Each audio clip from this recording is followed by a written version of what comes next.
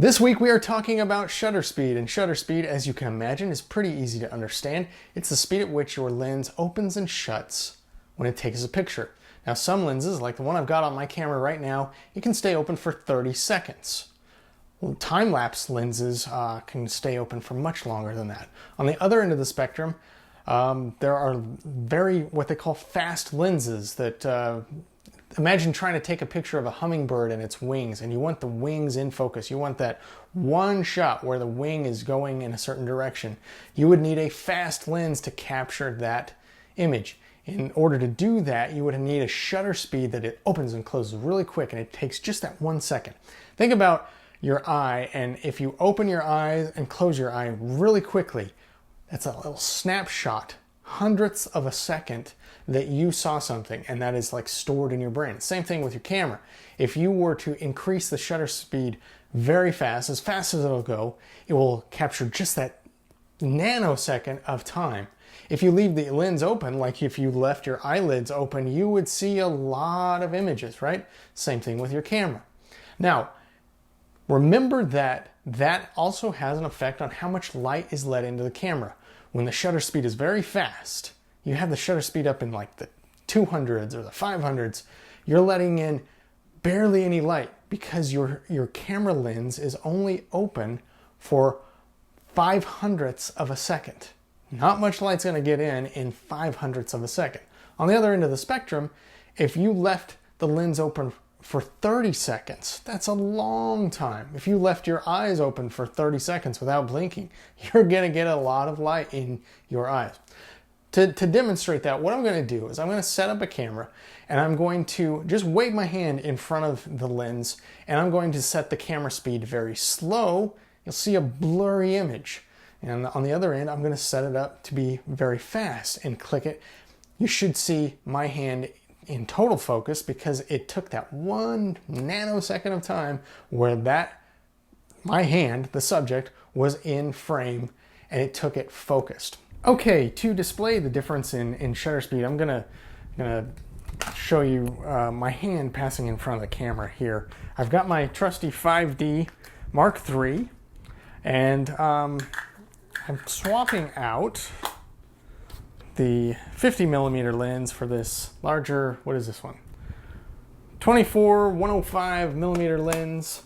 It's a wide angle lens, so it'll be better for catching the action. Thing to remember about shutter speed is it depends on your situation. What are you photographing? Are you photographing a speaker indoors? Well, shutter speed's not going to be your priority for something like that. Now, if you're outside and you're photographing action, or you're inside photographing some type of sports action, shutter speed's going to be your priority. So always remember that based on your situation. Okay, for this test, what I'm going to do is I'm going to set the focus to be right here. I'm going to set it to manual focus, right? And I'm just going to simply wave my hand back and forth and take a picture. Yeah, that's nice and blurry. Okay, now I'm going to increase the shutter speed up to 500, okay? And we're going to have to increase the ISO for something like that, okay? Go back to autofocus and focus the length. We'll go right about there. Move it back to manual focus. Wave my hand. Hey, look at that. We've got a hand in focus. Okay, on screen now, I've got both images of what happened, okay? On one side, where the shutter speed was very, very slow, the image is very, very blurry. Why? Because the shutter was open for a longer amount of time. The other image, the one that's in focus, the shutter was very fast. It was not open for very much time at all. It caught that 1 nanosecond of time where the frame was in focus. So by now you probably noticed that shutter speed controls how you want motion or action displayed in your photograph.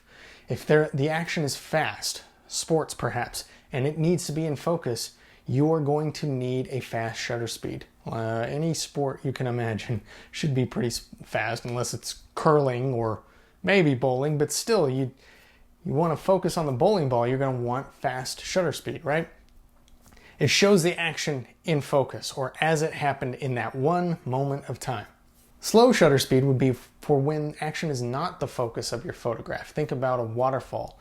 You know that smooth look to the water you've seen in some photographs? That's how they do it. Slow shutter speed. The shutter is open for a long amount of time and the water is shown as one continuous movement rather than each individual droplet. It can also be used for time-lapse photography, obviously, right? You want to take a picture at night and you want to show perhaps an aircraft going across the sky with its beacon on. Those would be the reasons you would use the slow shutter speed. Now, always remember that just like ISO and just like aperture, shutter speed controls light into your camera. So when there's a fast shutter speed set, very small amount of light, it's going to darken your photograph. You will have to make up for that with ISO and aperture settings.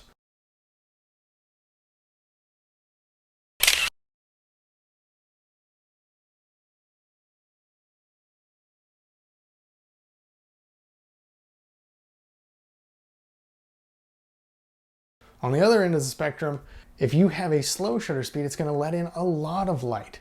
You're going to have to make up for that with aperture and with ISO. It just depends on how you want the action displayed.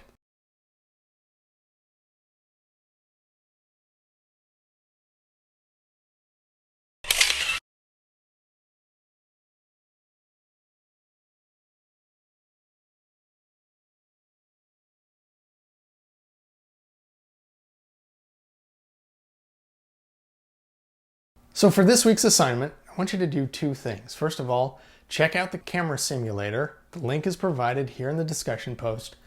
And check out the effect of shutter speed on your photograph. The propellers will either be in focus or blurry depending on what setting you set the shutter speed to. What's the best way to make one propeller image where there's just one propeller, not a blurry image where the propeller is, one propeller?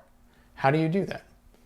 If you want it blurry, how do you do that? What does shutter speed do to affect that photograph? The second part of the assignment is to submit 2 photos of a subject in motion in focus. Good luck. Let me know if you have any questions.